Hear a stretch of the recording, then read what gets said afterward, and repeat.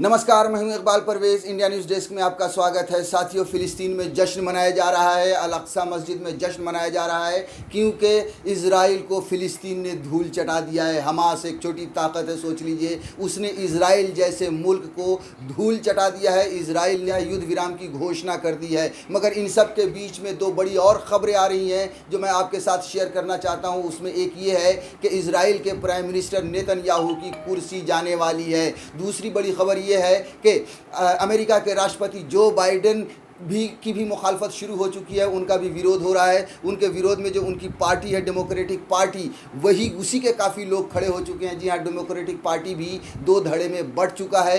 एक वो धड़ा जिसने जो बाइडेन का सपोर्ट किया था, समर्थन किया था, अब वो उनके खिलाफ हो चुका है क्योंकि इन्होंने, जो अमेरिका है, उसने इजराइल का समर्थन किया था। साथियों, आगे हम आपको बताएंगे कि नेतन्याहू की कुर्सी किस तरह जाने वाली है और किस तरह से जश्न मनाया जा रहा है फ़िलिस्तीन में। लेकिन उससे पहले जो अमेरिका में विरोध हो रहा है उसकी खबर को आपको विस्तार से बता दें कि जो बाइडेन के खिलाफ लोग खड़े हो चुके हैं। देखिए, जो हेडलाइन छपी है उसमें ये लिखा है कि इजराइल को समर्थन के सवाल पर अमेरिका में बढ़ी बाइडेन की मुश्किलें। जी हाँ, जो बाइडेन ने एक तरह से दोगला रुख अपनाया था, उन्होंने जो है सो इजराइल का समर्थन किया था। अभी जिस तरह से इजराइल ने हमला किया है, अंदर अंदर वो समर्थन कर रहे थे और यही वजह है। और सोचिए कि अरबों डॉलर के जो है सो उन्होंने हथियार तक सैंक्शन कर दिए थे और यही वजह है कि उनका विरोध शुरू हो चुका है। साथियों, थोड़ा सा विस्तार से बता दूं कि फ़िलिस्तीनी इलाकों पर जारी इजरायली हमलों के कारण अमेरिका खासकर अपनी डेमोक्रेटिक पार्टी के भीतर राष्ट्रपति जो बाइडेन की मुश्किलें बढ़ती नजर आ रही हैं।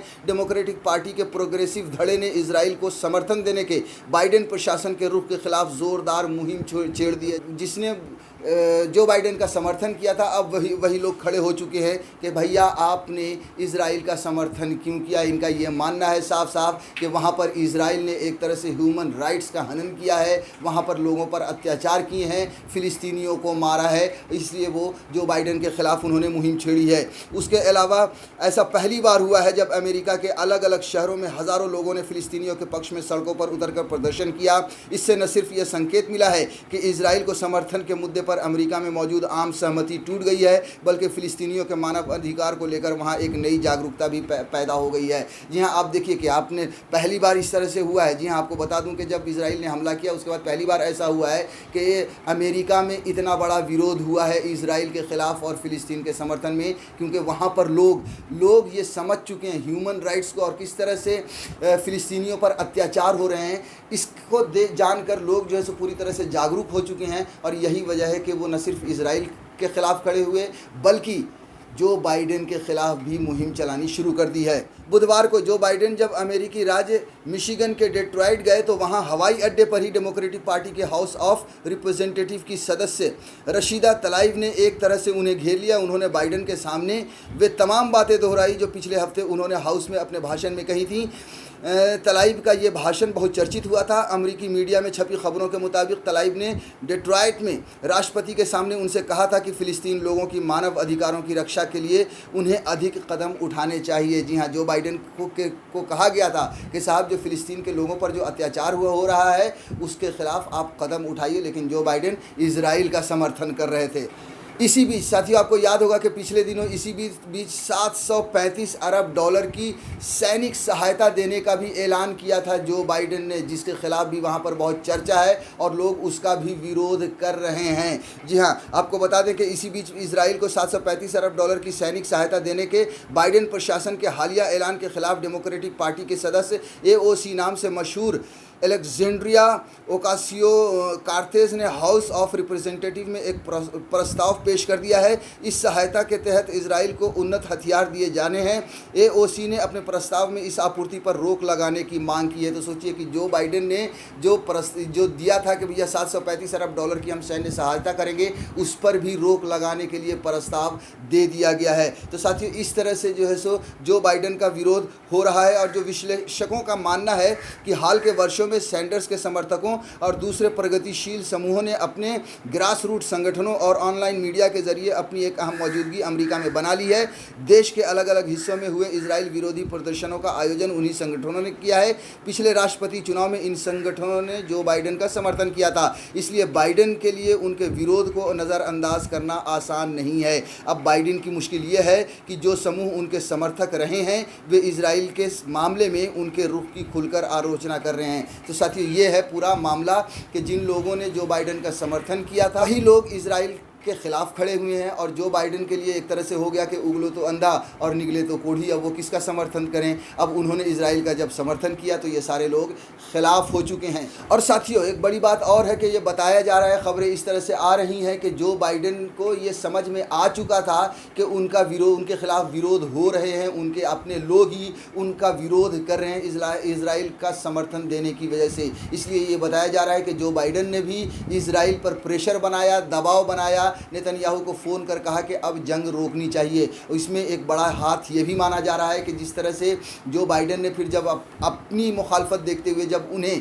फ़ोन किया नेतन्याहू को, जिसका असर पड़ा है। और नेतन्याहू को और तो बहुत सारे विरोध हो ही रहे थे, जाहिर सी बात है कि पूरी दुनिया में विरोध हो रहा था, जितने इस्लामिक देश हैं वो विरोध कर रहे थे, हमास लड़ ही रहा था। उसके अलावा उनके अंदर भी जो है सो विरोध हो रहा था, जो वहाँ पर अरबी लोग हैं, यानी कि गृह युद्ध जैसे उनके यहाँ पे इजराइल में भी हालात हो गए थे। लेकिन ये सारे कारणों में एक कारण ये भी बना है कि जो बाइडेन ने फ़ोन करके कहा कि अब युद्ध विराम होना चाहिए, और यही वजह है कि इजराइल ने युद्ध विराम की घोषणा कर दी, यानी कि उन्होंने घुटने टेक दिए फ़िलिस्तीन के सामने, और फ़िलिस्तीन की बड़ी जीत मिली है। साथियों, उसके अलावा एक और आपको जो खबर हमने जैसा कि पहले आपको बताया कि नेतन्याहू की भी अब कुर्सी जा रही है। जी हाँ, आपको बता दें कि पिछले जो हेडलाइन है बीबीसी ने छापी है कि इजराइल में युद्ध विराम पर नेतन्याहू गिरे, सऊदी अरब तुर्की यूएन में जमकर बरसे। देखिए, एक तो ये वजह है कि ये सारे लोग, चाहे वो इस्लामिक देश हैं या फिर तुर्की हो या फिर सऊदी अरब हो या फिर ईरान हो या फिर पाकिस्तान हो, इन सारे लोगों ने खुलकर इजराइल का विरोध किया, जिसकी वजह से इजराइल पर दबाव बना। लेकिन उसके अलावा जो एक बड़ी खबर ये भी है कि नेतन्याहू की कुर्सी जा रही है। कुर्सी इसलिए भी जा रही है कि आपको बता दें कि पिछले एक साल में 2-3 बार इलेक्शन हुआ है, लेकिन बार बार वहाँ पर नेतन्याहू को फुल मेजॉरिटी नहीं मिल रही है। अब जब फुल मेजॉरिटी नहीं मिल रही है तो वहाँ पर जो कट्टरपंथी छोटे छोटे जो दल हैं उन्होंने नेतन्याहू का समर्थन किया और सरकार बनाया।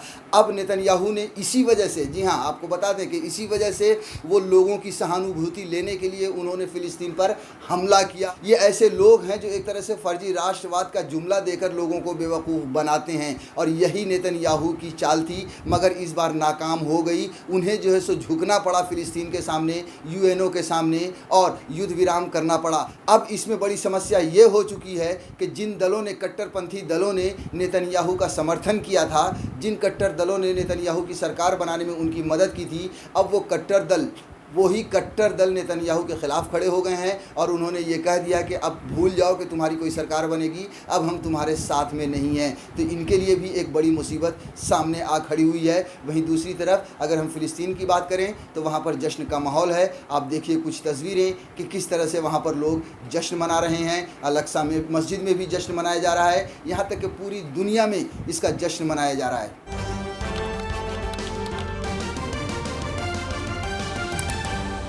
आपकी आवाज